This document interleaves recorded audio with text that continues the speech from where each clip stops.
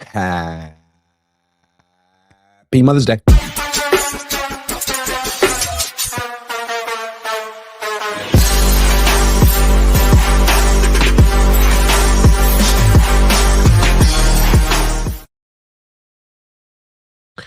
What's up? Happy Mother's Day. Welcome to another episode of Quality Control presented by PrizePicks. I'm Grant Cohn, and I'm looking ahead to OTAs. We did mini camp. It's in the rearview mirror. We got OTAs coming up. It's not that far away. It'll probably be 2 weeks, and it'll be a lot more interesting than rookie mini camp. Rookie mini camp's kind of like the rookie showcase. You get to see him. You get to see him in the Niners colors. You get to see him in their jersey. You get to see him run around, but you don't really learn that much. They're going against other rookies and a lot of guys, tryout guys who aren't going to make the team. OTAs, you get to see the rookies in the context of a real 90-man roster. That's interesting. And you get to see the new arrivals. You get to see what this team looks like. You get to see what Christian McCaffrey has left in the tank. You get to see what will Trent Williams freaking be there. A lot of things to look forward to at OTAs. I think it'd be nice if Trent Williams were there. They gave him an extension. He needs to at least get to know Carver Willis, who we could be playing with this year. That's one thing to be looking for at OTAs. Is freaking Trent Williams going to be there? Is Brandon Ayuk going to be there? I would think no for Brandon Ayuk, maybe at the rookie mini camp. At the mandatory mini camp. Brandon, if you're watching, come on, man. Please. Do it for me. Do it for chaos. It's another thing to look for at OTAs. But here's what I'm most interested in. What's up, Daddy Grant? What's up, G baby? Happy Mother's Day, everyone. Thanks for spending it with me, your virtual mother. So I got 3 things that I'm going to be looking for at OTAs. Then I'm going to get into like bigger picture stuff that we may not be able to determine at OTAs, but we can think about throughout the year. And then, and then we'll go do Mother's Day stuff.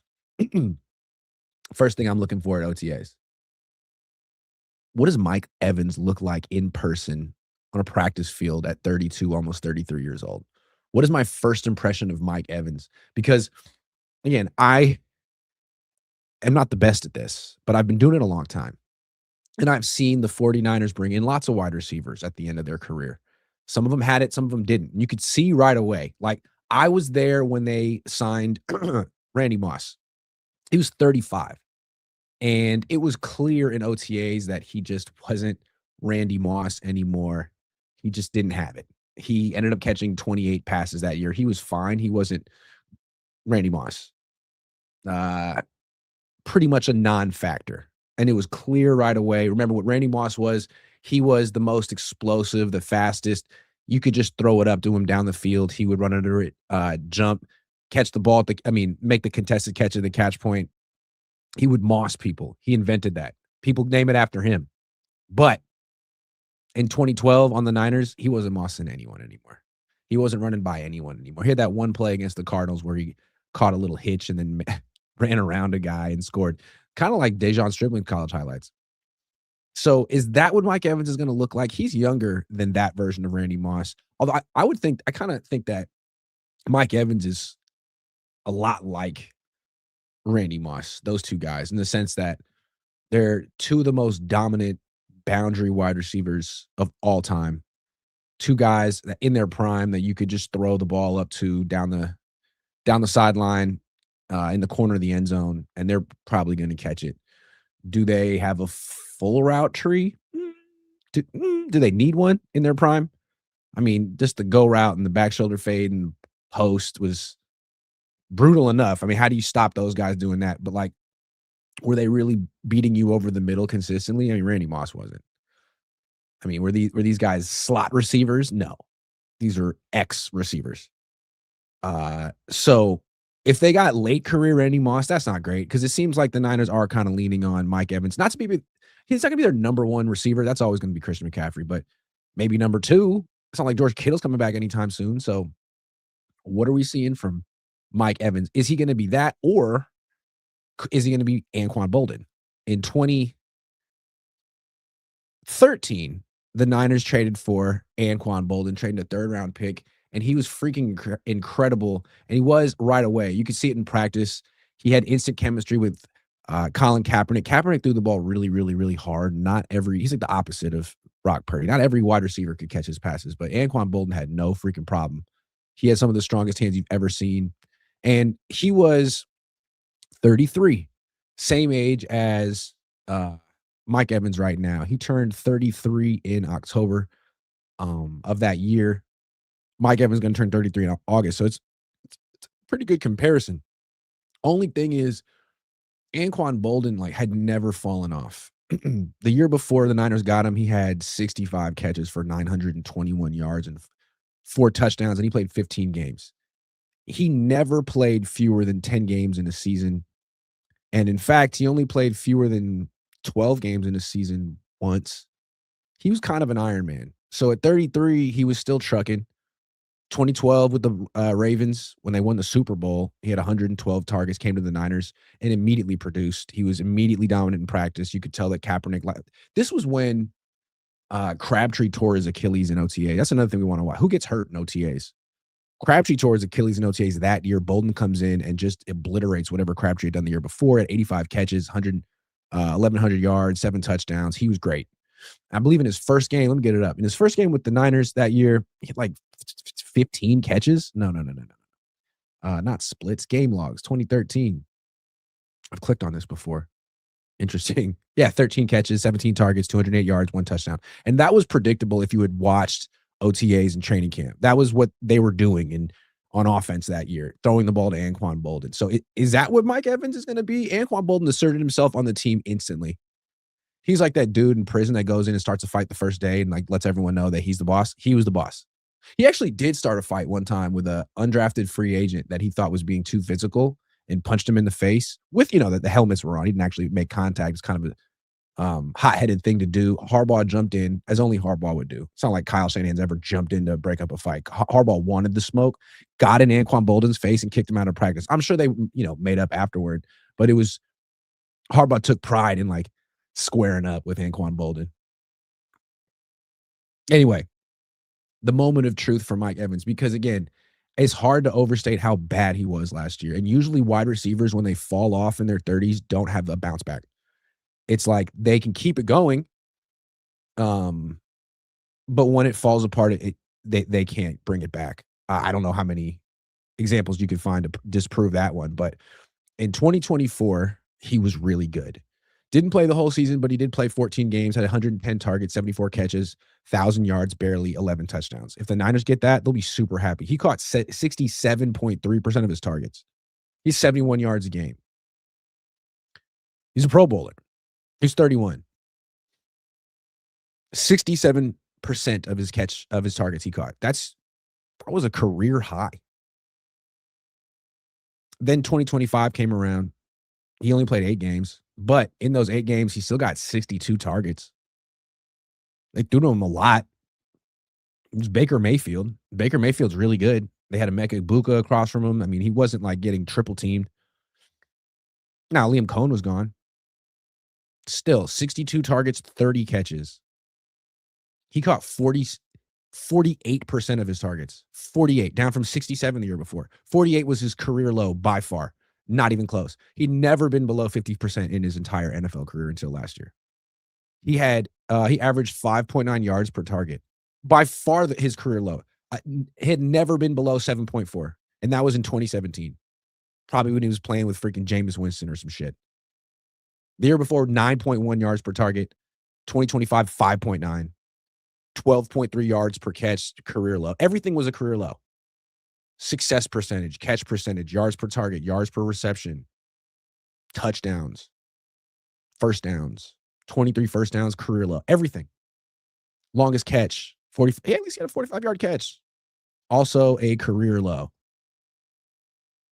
for, long for the season.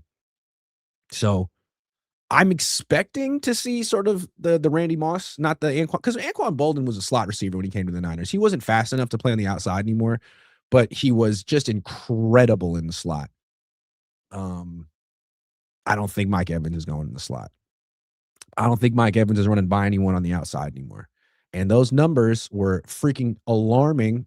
I mean, he played 8 games. He wasn't hurt the whole season. When he was healthy and out there, he was just atrocious. Quarterback rate, when Baker Mayfield targeted him, Quarterback rating was 69.8. I mean, let me just look at the other wide receivers on the team, see if that would Emeka Egbuka, when he was targeted, quarterback rating of 80. Cade Otton, 86. Mike Evans, 69. Sterling Shepard, 98. Chris Godwin, 90. Rashad White, 86. Tez Johnson, 123. Bucky Irving, 128. So, Mike Evans was the worst. They had the least success when targeting him compared to anyone else on the offense. The least success, which is why he's not there anymore. They tried to make it seem like they wanted him and that they tried to give him an offer. I don't think they wanted him anymore. So the Mike Evans moment of truth, what will that freaking look like? They put a lot of eggs in that. But I mean, they did bring in Dejon Stribling. So, he may really be important this year, Dejon Stribling, because historical trends would indicate that Mike Evans is I wouldn't draft Mike Evans in fantasy this year, would you? I wouldn't. Not based off last year. If the Niners are smart, they'll limit his target so he doesn't pull his hamstring like he did the last 2 years and just sort of use him in the red zone. If they do that, he could have a bunch of touchdowns. He could have a nice long season and a good impact. But I don't think he's getting 1,000 yards. I don't know if he's getting 600 yards. But we will see in OTAs. Another one, what I want to see at OTAs. Christian Kirk, why is he on the team? Why is Christian Kirk here? Because as bad as Mike Evans was last year, Christian Kirk was worse. Christian Kirk was unspeakable last year. He actually played 13 games last year. 52 targets, 28 catches. 53.8 catch percentage, career low. 28 catches, career low. 239 receiving yards, career low. 8.5 yards per catch, career low. Year before was 14. 1 touchdown. He had that one good game in the playoffs. Let me get that up so he gets full credit for it. He had the one good game in the playoffs against Pittsburgh. He had 9 targets, 8 receptions for 144 yards, and a touchdown, average 18 yards a catch. That's why the Niners signed him, because they felt like they saw, someone probably put together like a 90-second highlight reel of this game, and Kyle was like, boom, he still got it. Next week, though, he played New England. 6 targets, 2 catches, 20 yards, 10 yards a catch, 1 touchdown. So double the touchdowns in postseason than he had in the regular season. We'll see. Maybe he was just hurt the whole year and he got healthy in the playoffs, and now he's going to be healthy forever, or this year, and he'll be really good. But I'm not so sure that he's even going to make the team. I'm looking at his contract, and he only has $1.6 million in guaranteed money. It's not a lot. He's going to be 30. And Demarcus Robinson, who's still on the team, everyone's written him off. He has $2 million of guaranteed salary left on his deal. So actually, he's more expensive. And although he didn't do much last year, he had 22 catches. What did Christian Kirk do? Let's compare him. Christian Kirk had 28 catches for 239 yards and a touchdown. Demarcus Robinson had 22 catches for 276 yards and a touchdown. They had the same year, except Robinson caught 62% of his targets. Robinson had 15 first downs. Kirk had 12. I mean, this is such a mid-off.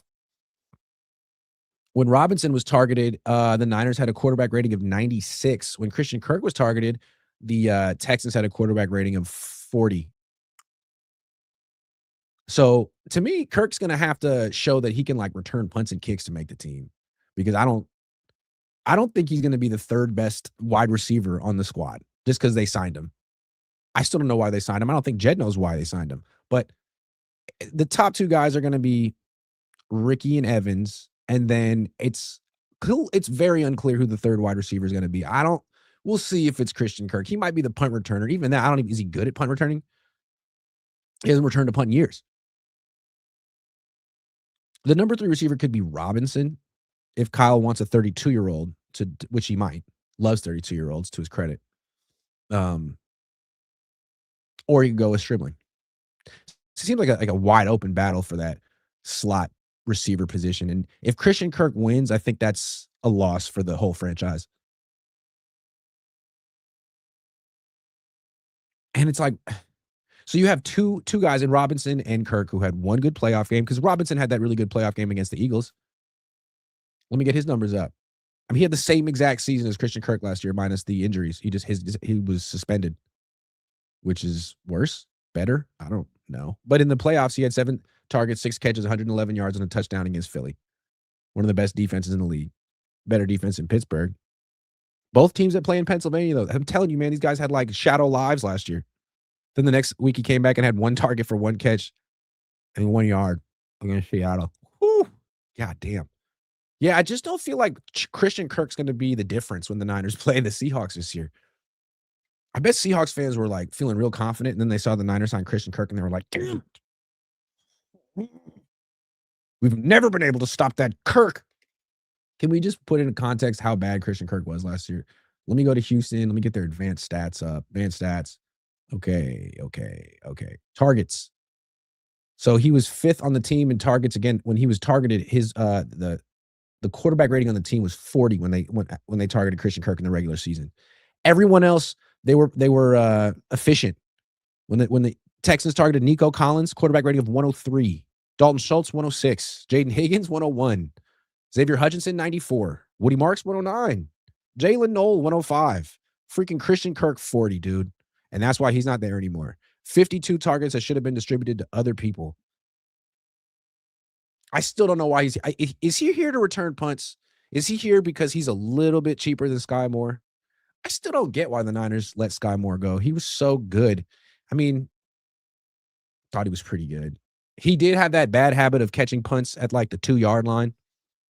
But as he was statistically one of the best punt returners and kick returners in the league in terms of yards per punt return, yards per kick return. And it seems like kick returns are more important than they've been in 15, 20 years because the league wants you to return them. They're penalizing you more than ever for touchbacks. And, good kick returners are giving you field position at like the 35 or beyond. So that Christian Kirk, we'll see. I'm very curious to see what he does. Sir Jeffrey Jetson says, what wide receiver is favorite to get 1K yards this year?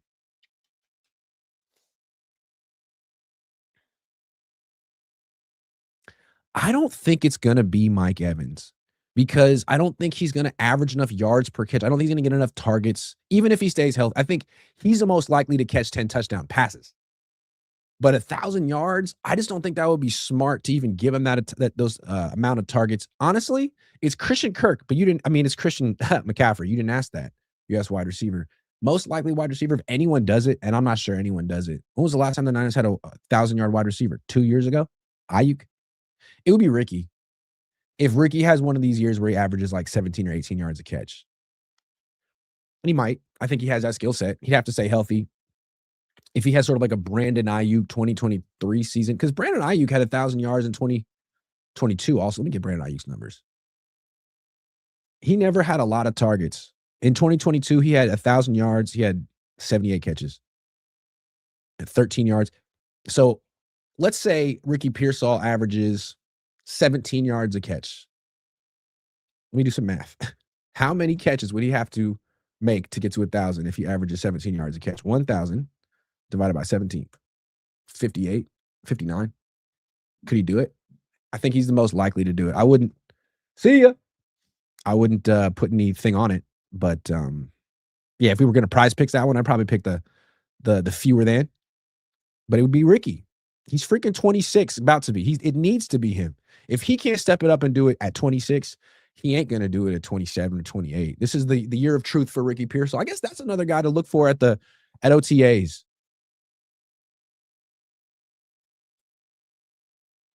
Ricky Pearsall. I hadn't thought of him. But now that you bring it up, in a way, Ricky Pearsall is more important than Mike Evans. Definitely more important than Christian Kirk. It'll be interesting to get a first impression of Mike Evans on the Niners. You guys will love to see that. You guys know Ricky Pearsall, but he needs to be special this year. His career with the Niners is on the line, and he's the one with the potential to take this offense over the top. Let me compare him to someone else. Let me compare him to Michael Crabtree. I mean, they're not the same player. They play the same position. Crabtree was a Z on the Niners. He was drafted in 2009. And, he was good. He had 48 catches as a rookie, 55 in his second year and 72 in his third year, but he never got to 1,000 yards. He would never really put it all together until 2012, which is right after Vernon Davis went crazy in the playoffs. A lot of people thought Vernon Davis was going to be the go-to guy that year, but it was Crabtree. He stepped up, 25 years old, 127 targets, 85 catches, 1,100 yards, 9 touchdowns. And then the next year he tore his Achilles. And then he came back and had good years, but never a year as good as that one. To me, like your prime, your peak as a wide receiver is 25 or 26, maybe younger. You could continue to have success after that, but your peak is right now. This is Ricky's peak. And the way the Niners have handled him in the past at OTAs and training camp has been not to my liking. I mean, he needs to assert himself as a number one receiver, and they always take him out of one-on-ones. He's always taking mental reps. They limit his reps in 11-on-11s and 7-on-7s. Like, what are you afraid of? That he's going to lose that he's not going to win? Well, that's your problem. It's year 3. He's got Dejon Stribling breathing down his neck. He needs to go out there, take all the reps as the number one, and win his reps in the individual drills, in the 7-on-7s. That's what Crabtree did. I remember Michael Crabtree.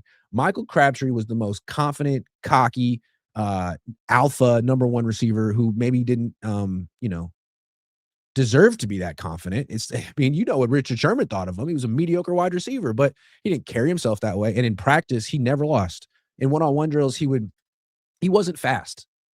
And he wouldn't really run his routes at like full speed. He would kind of like saunter up the field, and he would have this little shimmy shake at the top of his break, and he would routinely, like, he would go one-on-one against Carlos Rogers, who was a Pro Bowl cornerback, number one first round pick, and just spin him around. So if Crabtree was going to cut to the right, he'd get Carlos Rogers to spin to the left routinely without breaking a sweat. That was Michael Crabtree. Anquan Bolden would win in different ways. He would just sort of run into you, box you out, and out physical you at the catch point, and you couldn't really do anything about it. Crabtree had all this finesse to his game. Ricky has that finesse, but he's smaller than Crabtree, and he's not as strong, and he gets knocked off his route. Still, though, in one-on-ones, he should be winning effortlessly. He has the athleticism to do it. He just needs to stay healthy. I feel like they're always afraid that if he exerts himself in practice, he's going to like pull a hamstring or a groin or something. I don't know what they're baby, but it's too late, dude. He's almost 26 years old, and it seems like they kind of, I haven't written him off, but have hedged by drafting Stribling. If they really like Ricky Pearsall, if he hadn't scored 3 touchdowns in 2 years, would they have spent another top pick on a wide receiver? I don't know. Especially after signing Mike Evans and Christian Kirk, I don't know. So a lot of pressure on Ricky. Does it look like he's finally going to blossom into the best version of himself? Because if so, it's going to happen right now. If it doesn't happen right now, it's not going to happen. I'm interested. I don't know what Ricky's made of. What kind of competitor are you, dude? They're kind of not betting on you anymore. Are you going to bet on yourself? Are you going to come in with the chip on your shoulder and show everyone what you're all about? I like when professional athletes can do stuff like that. Why don't you come in and whoop everyone's ass, Ricky? You have it in you. But we'll see. We'll see if Ricky's got it. One more. Osa Odighizuwa will make his Niners debut at OTAs. They still haven't given him an interview, a press conference. He's kind of important. I mean, he's making more money than Mike Evans. They gave Mike Evans a press conference because he's a future Hall of Famer, as if that really matters at this point. Osa Odighizuwa is a better player and is going to make a bigger impact, and I want to see what he looks like in person. We're not really going to see him in action until they put the pads on in training camp. Even then, we'll see him in one-on-one pass rush drills. I don't know what that's really going to prove. I've been fooled by that so many times. I don't know how important that is because trench play is not one-on-one really. It's, 5-on-5 with the guys chipping and blitzes and fake pressures and stunts and games. There are guys who can do well in that drill and aren't good 11-on-11 football players. So you got to be careful with that. But like, what does he look like compared to Javon Hargrave, who never was particularly good on the Niners and always kind of seemed like he was only semi-engaged and only semi in shape? Is that what Osa Odighizuwa was doing? I mean, it's not like the Niners just paid him. He's already gotten paid. He got traded. Maybe he's still locked in. Maybe he's in his – I mean, ever since the Niners traded DeForest Buckner, they haven't had a real replacement for him. They've had Javon Kinlaw. We saw that for a few years. He was in and out. He had a knee issue. He was learning how to rush the quarterback and keep his pads low. I mean, he was a full-on work in progress, and they brought in Hargrave, who seemed like he was mentally checked out. And then they brought in Malik Collins, who was good, but not good enough. And then they brought in Jordan Elliott, who was like, what? So now you got Osa Odighizuwa. What does he look like? He's not going to be practicing with Nick Bosa. He's going to be on his own. Does he look big? Does he look strong? Does he look quick? What has his burst? Does he get in the backfield? Or is this just another guy who, made an impact somewhere else and won't make one with the Niners? How well do they vet him? I'm curious. And like, what is his participation in OTAs? Is he there? Is he hurt?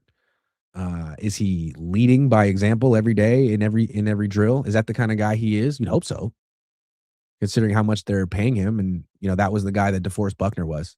That's the thing. When they got rid of Buckner, it wasn't just that he was really good. He was the leader of the team. Like the real leaders before, Juszczyk and Kittle and Bosa and Kyle and John got there were Joe Staley and DeForest Buckner. They ran that freaking locker room, and both guys were completely above reproach and two of the best leaders you could ever have, like in terms of every way, in the locker room, on the field, in practice, and games. You got rid of Buckner because you didn't want to pay him exactly what you paid Hargrave and exactly what you're paying Osa, whatever. That was ancient history. But I'd like to see Osa do those kind of things. Lead by example. Do the things that Trent Williams doesn't do anymore. Someone's got to do it. Nick Bosa ain't going to be doing it because if Osa isn't out there every single day leading by example, who's going to do it on the D line? Alfred Collins? Mike Hill won't be out there. Nick Bosa won't be out there. Romello Height's a rookie. Who's going to do it? Sam O? A lot of pressure on Osa to be a captain. You think he'll be a captain this year? Interesting. Mark Lamar says, whoever said Ricky Pettis. Yeah.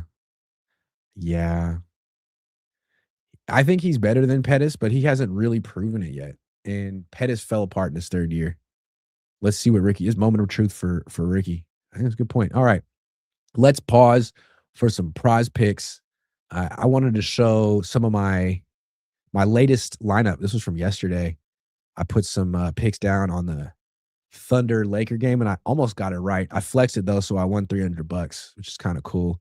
I called Shea on the fewer than with 23 points. They're not giving him the free throws anymore. I should have called LeBron getting clamped up by this defense and crying about it. But yeah, you can see I'm pretty good, although lost. Got this right like a week ago. So I'm like, ooh, and that one, you like that? 6 picks for 40, 5 picks for $8. $8. 5 picks for 58, 4 picks for 90, 5 picks for 400. Oh, boom. Look at that. Look. I be winning sometimes. But let me see this one. I didn't even know. Scotty Scheffler. Man, I should do golf more often. Justin Rose, you're killing me. But I got 4 out of 5 correct. Wow. That's crazy, man. All right. Do we have any golf right now? Yeah. Oh, I don't know you. That's too bad. Let's go NBA. Let's go Minnesota and San Antonio Spurs. Let's do points. Let's do Victor Wembanyama. Boom, we went for 39 in the last game at home. I'm going to say more than 26.5 again at home because he did it the last game, and I'm completely swayed by what people do recently. Anthony Edwards, 25.5. Seems like he's getting healthier, and they need him to score in this game because they've lost 2 in a row. So I'm going to say more. De'Aaron Fox, eesh. He's inching past it more. They're going to score a lot in this game. Julius Randle, you're terrible. Less, the worst. Can't stand your game. Good guy, though. And then Naz Reid, I always go to you. Yeah, more. Shooter, shoot. WNBA, though. Can I get like one WNBA? Who we got? Asia Wilson. Flo J. Johnson. Brianna Stewart. Shakira. I'm doing Shakira. Shakira Austin. 12.5 points. Never really knew that she could dance like this. She's definitely hitting more on that. Come on, Shakira. Her name is Shakira. So dope. How come no one ever told me? And she's a center for Washington? So dope. Love that. Who else we got? Anissa Diamond? No, we're going with Shakira. Thank you very much, Shakira. Because hips don't lie. Flexing that play, putting down, I don't know, 50 to win 1250. Yup. Because I'm feeling frisky. Download PrizePicks or go to prizepicks.com. Use promo. What? What you mean? What you talking about? Boom. See, sometimes you got to do it twice. Sometimes you got to take it out, blow on it, and put it back in. Pause. Download PrizePicks or go to prizepicks.com. Use promo code HMA. Play $5. Get 50 instantly in lineups. That's promo code HMA. You feel me? Shakira. Did you guys know there was Shakira in the WNBA? Man, I love the WNBA. Love that. All right. I have big picture questions about the 49ers now that like their team is pretty much set for 2026, unless they get Joey Bosa, which I don't think they will. First question. Has the 49ers running game improved? Is the Niners run game better or worse than it was last year? Because I don't think you can overstate how bad it was last year. Let me get the numbers up for you. The run game, they averaged 3.8 yards per carry. That ranked third worst in the league. 3.8 yards per carry. And this was with Christian McCaffrey playing the whole season. And I'm not saying it was 100% Christian McCaffrey's fault, but it was bad. And now the question is, has it improved? We can all agree it was bad. They couldn't run the ball when it mattered. They ran the ball really well against Atlanta last year. The one team that couldn't stop the Niners running game is now the one defensive coach who couldn't stop the Niners running game last year is now the Niners defensive coordinator. Let that sink in. The one guy who couldn't figure out how to stop Christian McCaffrey and Brian Robinson last year is now leading the Niners defense because, wow. Because he's a culture guy. So, run game stunk. What'd they do to improve it? They let the left guard go. He kind of got signed. He got a nice little deal from the Raiders, from Clint Kubiak, who coached him in the past. Let him go. You replace him with a guy coming off a broken neck. It's cool. Guy coming off a broken neck who's never been as good as Spencer Burford. So that's a downgrade. Or Connor Colby, who's also not as good as Spencer Burford. If he was, he would have been playing over Burford last year. So you're downgrading one way or another unless rookie Carver Willis comes in and is better than veteran Spencer Burford, which is possible, but, not necessarily likely. Could happen. Let's say 50-50. Let's say 50-50. You may have improved at left guard or gotten worse. We have no idea. That's the best you could do. That was the one addition. And you added Dejon Stribling, who blocks, although he may not play. You lost Jawan Jennings, who does play and does block, and replaced him with Mike Evans, who's 33. We'll see if he wants to. The only thing the Niners really did to improve their running game this year is draft Kalen Black.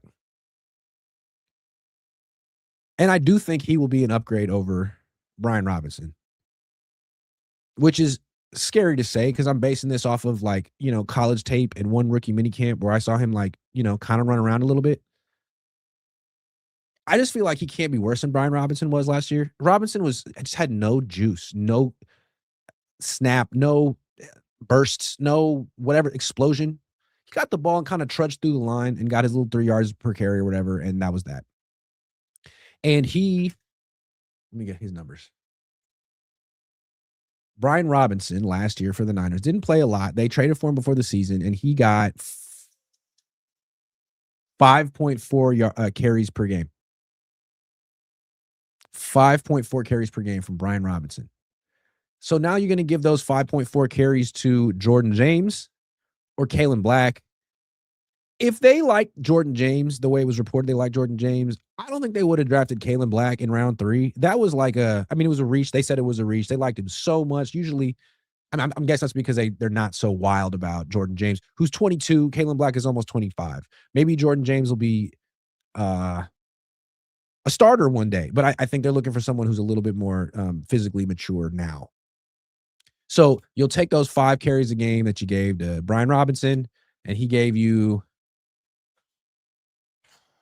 4.3 yards per attempt, which was, exactly what he did in Washington the year before. Which again, doesn't that kind of indicate that the issue was Christian and not anything else? Christian averaged what did he average? 3.8? He averaged 3.9 yards per attempt last year. He averaged 4.0 yards per attempt the year before, 5.4 the year before that. And it was all the same offensive line. It just dropped off like a yard and a half per attempt. 4.0 in 2024, 3.9 in 2025. And everyone made excuses like it's not his fault. He's getting hit in the backfield. It's the offensive line. It's the wide receivers. It's the tight ends. It's Kyle. It's straight of her moves. It's the strength of the end. It's everything. But like Brian Robinson went from Washington in 2024, averaging 4.3 yards per carry, to go to the Niners in 2025, where he averaged 4.3 yards per carry. He's just not good. And yet he averaged more yards per carry than Christian.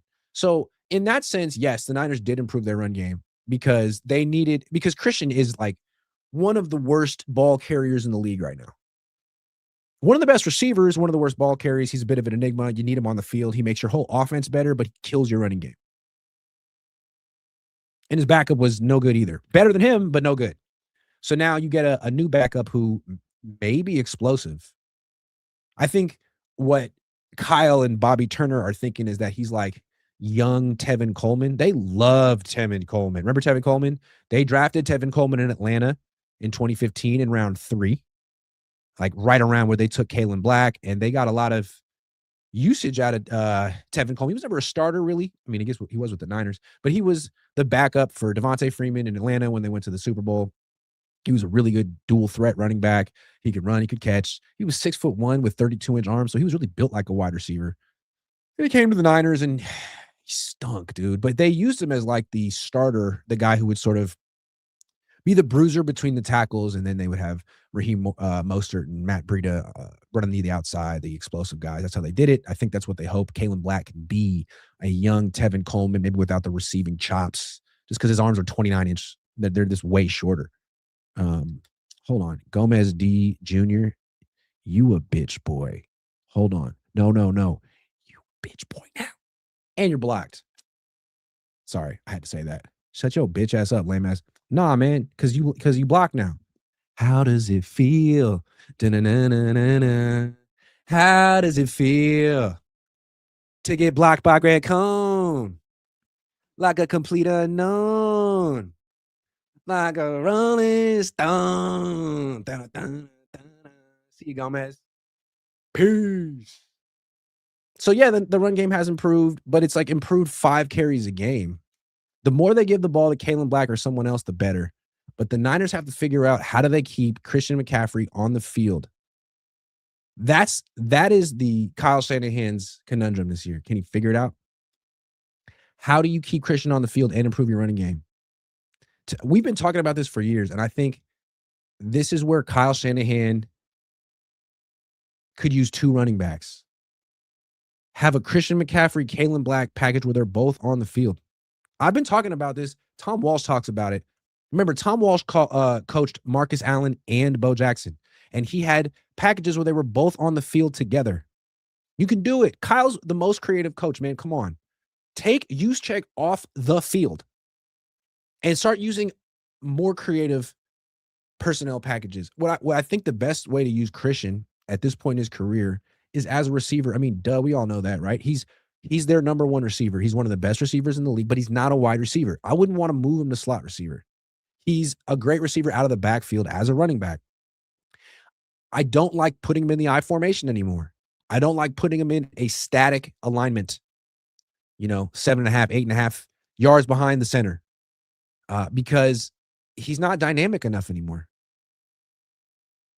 I think Kalen Black's going to average more yards per attempt than Christian McCaffrey this year.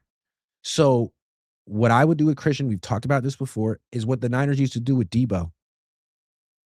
When Kyle was at his best, when Mike McDaniel was here, they would have a static set, but there would be one guy in motion, kind of like 3-card Monty. And when guys are doing the 3-card Monty and they're moving things around, sometimes they'll like pull one card up and they'll flash it in front of your face to try to like draw your eyes away, try to distract you. That's what Debo was. Oh my God, Debo's in motion. He's going from left to right. Now he's going back around. It's like the whole idea was to draw the attention of the defense to help other people get open. And I think that Debo was great at that in 2021 and 2022 because he was one of the most dangerous players in the league with the ball in his hands. Everyone knew it. I don't think that's Christian anymore, but he's still I think he gives defenses are so focused on him, even at this stage in his career. If that's the case, put him in freaking motion. Use that to your advantage to get everyone else involved, to create running lanes for other people, to get Christian the ball in space as a receiver. Put him in motion. Him and Kalen Black on the field at the same time.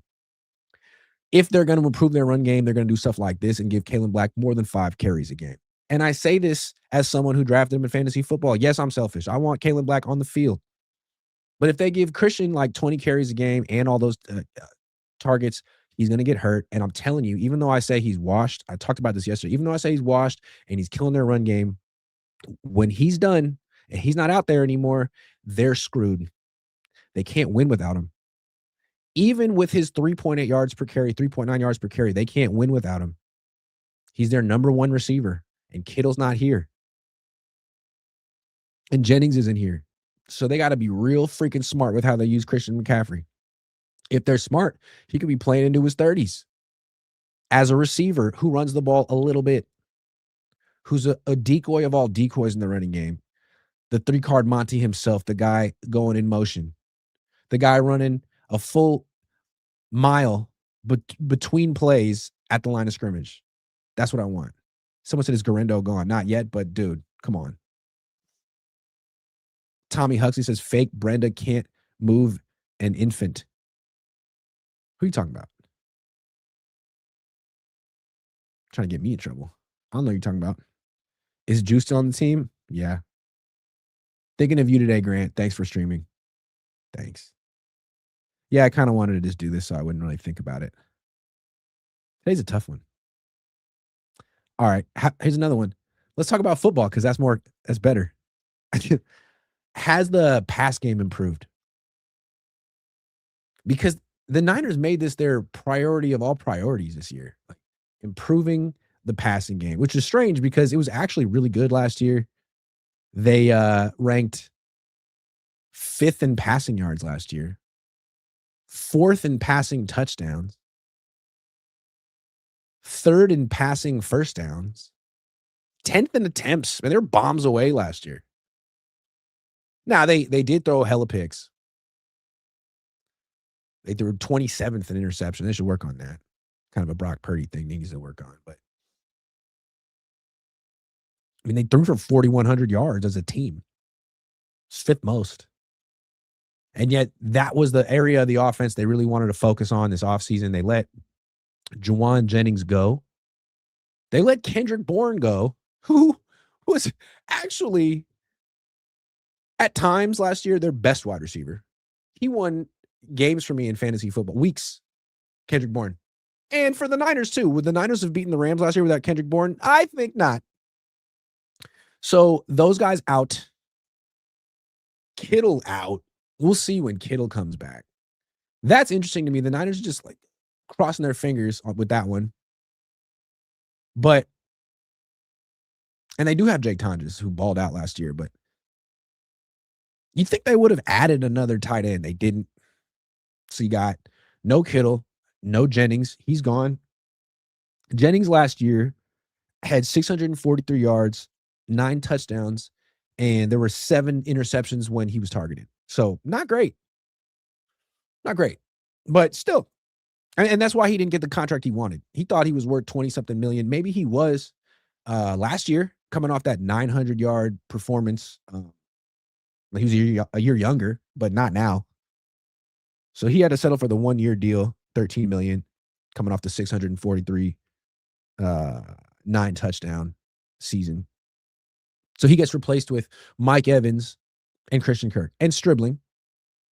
And Stribling might be an upgrade over Juwan Jennings. Immediately down the line, I don't know. He's a rookie. He went to 3 different schools. He didn't dominate at any of them.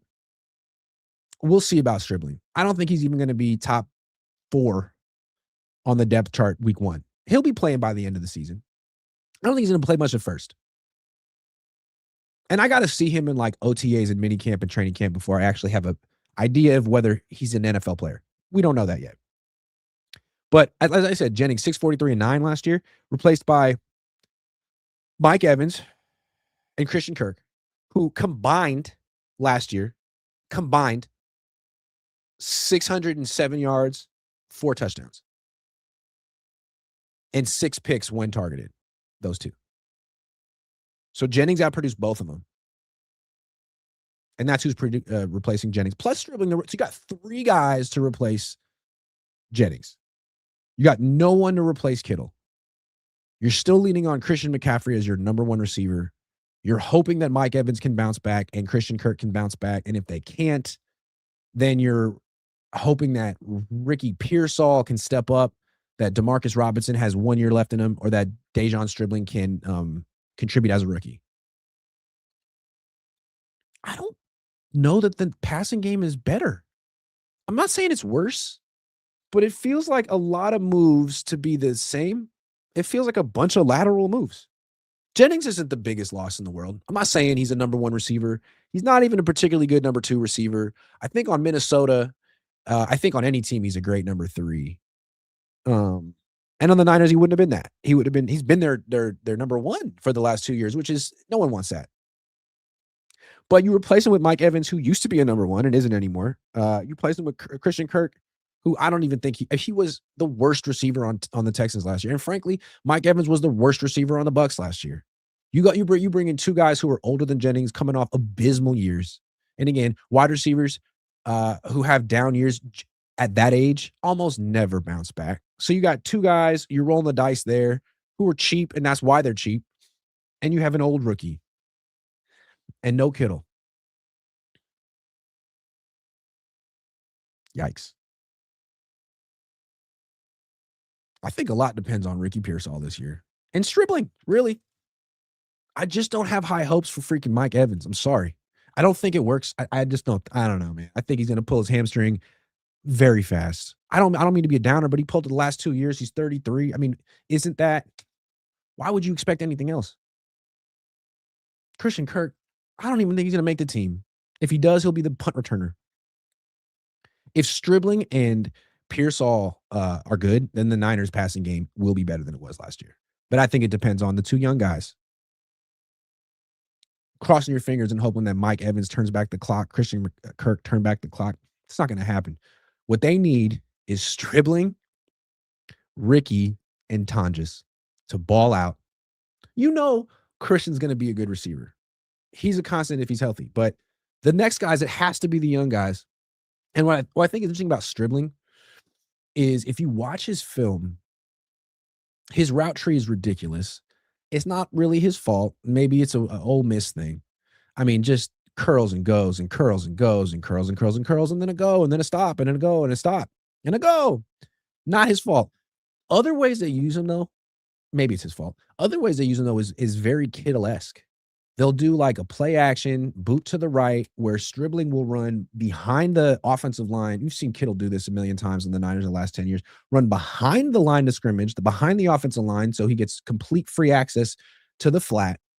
The quarterback will boot to that side and just basically underhand it to him. Just a little 3-yard pass to Kittle behind the line of scrimmage, running left to right or right to left, catches the ball in stride, turns upfield, and he's fast and he's big and he's tough to tackle. I've seen that a million times, right? And if he's not there, that's like the bread and butter of the Niners offense. It's the Kyle Shanahan 101. It's the easiest completion in his playbook. That.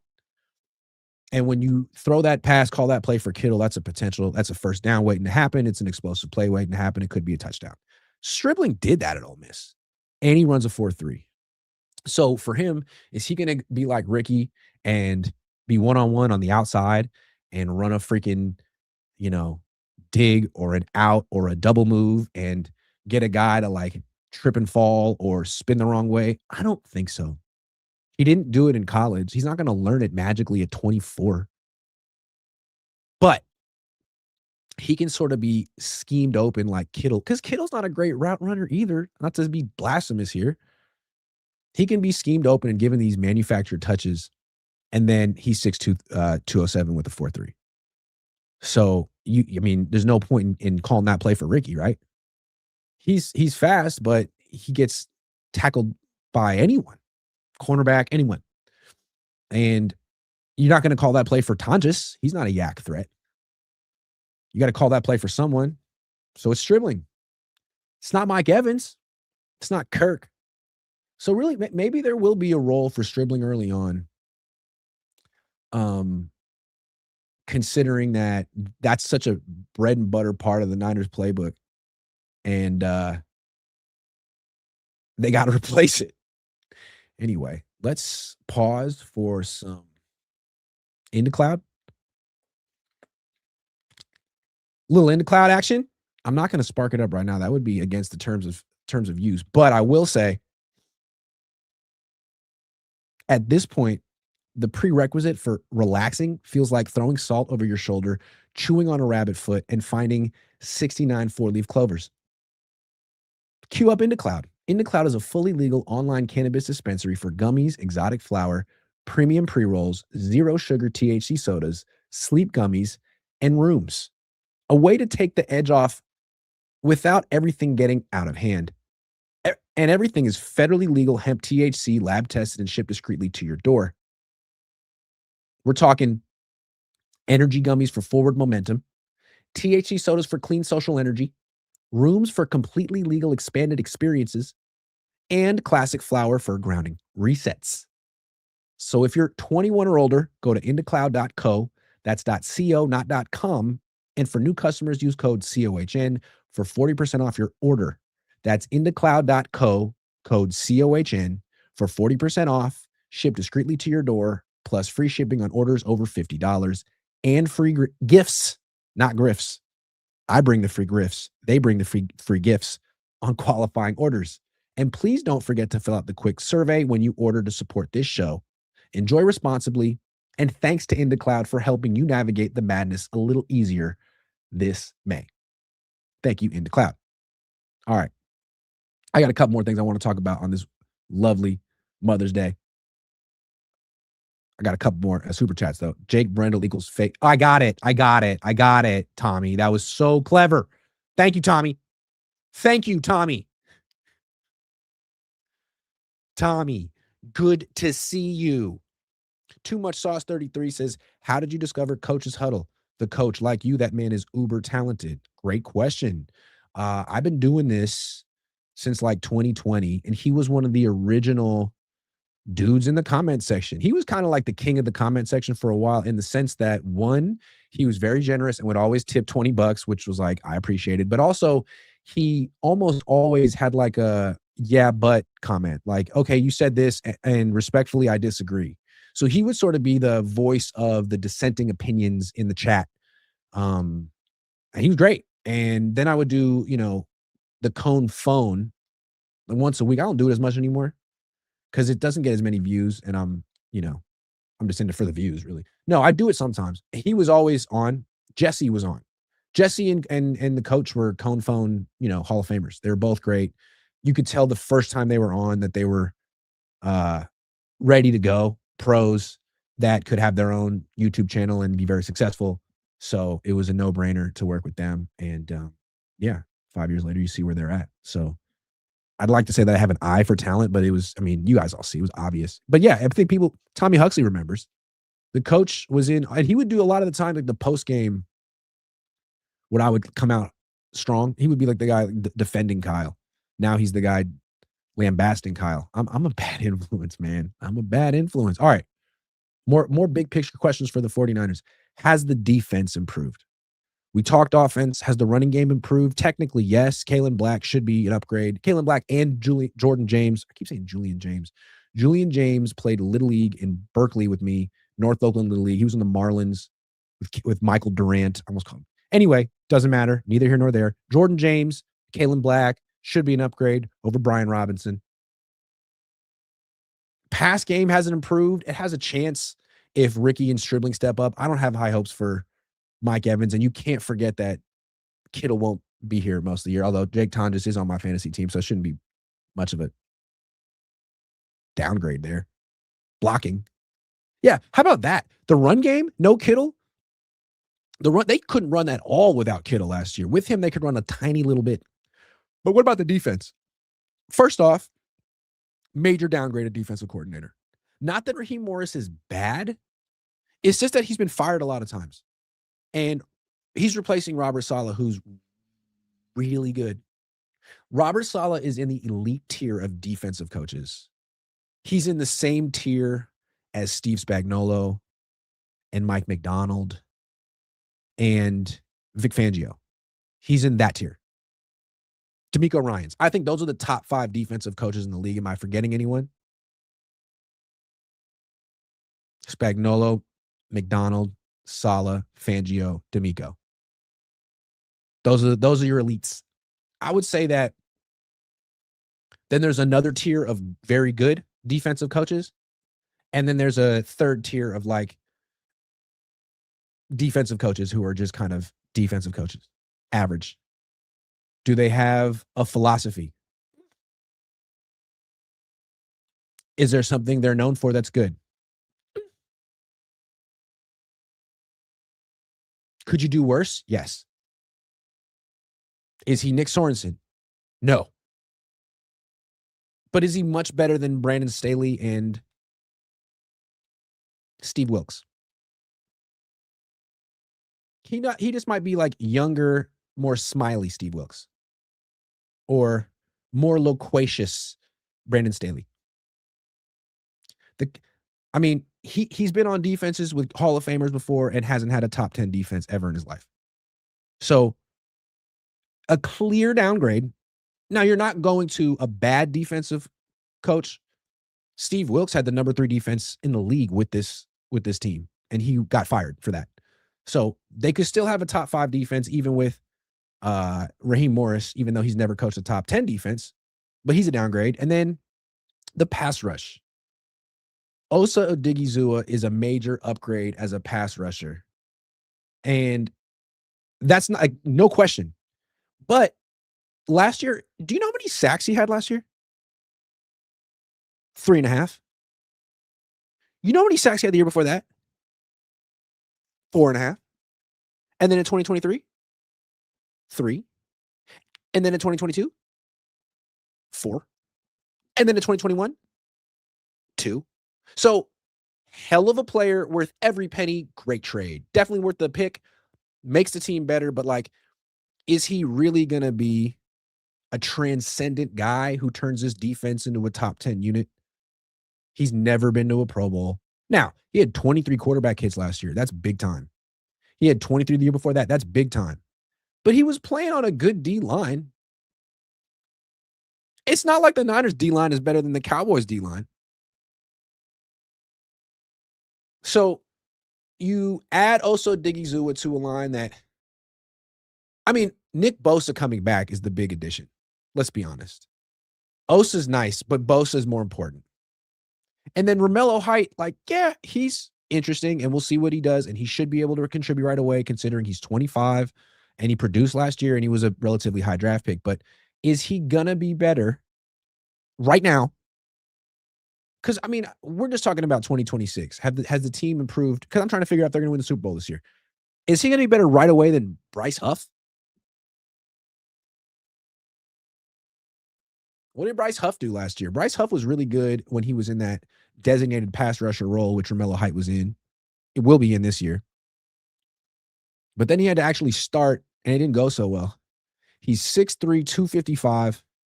He had 4 sacks last year and 15 quarterback hits. He was aight. Nothing special. Actually, it was the second best season of his career. In 2023, he had 10 sacks and 21 quarterback hits. That's the second best year of his career. Four sacks, 15 quarterback hits. Is Romello Height going to do any better than that? He might. Is Romello Height going to have 15 quarterback hits this year? I don't think so. I'd be surprised. Will he have 2 forced fumbles and a pass breakup like Huff did last year? We'll see. Will he start 8 games like Huff did last year? We'll see. To me, that's a wash at best. Romello Height and Bryce Huff. Osa's an improvement. Bosa's an improvement, obviously. So the pass rush should be better. The defensive coordinator's worse. Is the coverage better? It's the same. Coverage is the same. Is the run defense better? Did they even address it? It was pretty good last year. I don't think they improved the run defense. They got rid of D. Winters, and replaced him with Greenlaw, who's better when he plays, but he doesn't play that much. So I'm not sure that the Niners got better this offseason. Is the defense better? I mean, the pass rush is a little bit better, but the defensive coordinator is worse. Is it a wash? I feel like the defense is kind of a wash. It's all about Bosa. Once again, it's all about Bosa and Greenlaw. How many games are you getting from them? That's going to make or break the whole defense. And if you don't get that many games from them, it could be bad because you don't have Robert Saleh over there to, put it together with smoke and mirrors. That's not what Raheem Morris is going to do.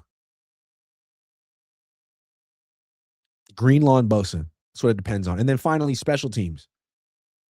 One of the most underrated reasons the Niners were good last year is because of special teams. They are so bad on special teams for so many years, and then all of a sudden they get Eddie Pinheiro week 2, a godsend, and they extended him.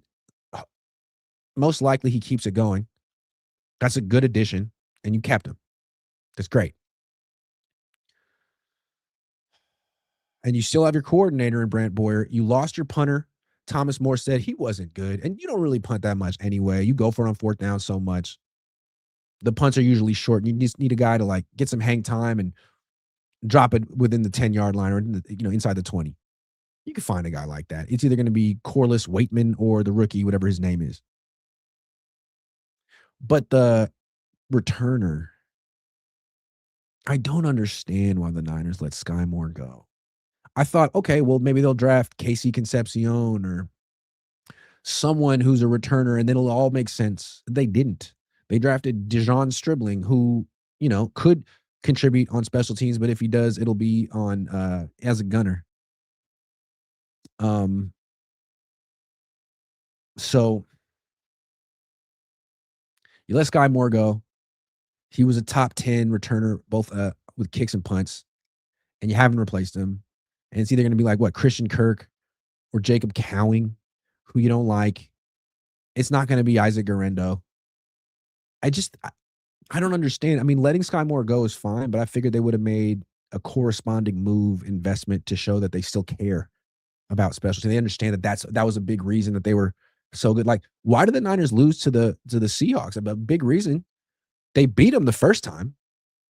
What was different the next 2 times? Well, the next 2 times, the Seahawks had Rashid Shaheed, who might be the best kick returner in football. So the Seahawks learned, and then they re-signed Shaheed because that kick returner is so important. You're getting multiple opportunities a game to return it. Teams don't want it a touchback anymore. They don't want to let you start at the 35-yard line. You need a good kick returner. They had a good kick returner. You let him go to replace him with freaking nobody. Why? He got $5 million from Green Bay, and you turned around and gave Christian Kirk $3 million? Why? He better be good, man. You better be right about Christian Kirk as a returner. Otherwise, you went from having a major advantage to being, below average in an important position. So, hey, at least they have Brock Purdy still. At least they have Kyle Shanahan still. But I don't – and they made a bunch of moves this year. They changed a lot, but did they actually improve their passing game? Did they actually improve their running game? Did they actually improve their defense? Did they improve their special teams? I don't know. I can't say that they did. Schedule's harder. They're older. Big year. All right, guys, it's 11:26. I'm going Orange Theory, baby. Tyler Arota, not Tyler LaRocca, says, don't forget getting Warner back. That's true. That is true. That's a big one. I almost forgot. You know what? Super Bowl. I forgot. All right, guys. Have a great day to everyone except for that one guy who I banned. What was his name? Gomez? See Gomez. And happy Mother's Day to everyone. Have a great day. I'll be back tomorrow.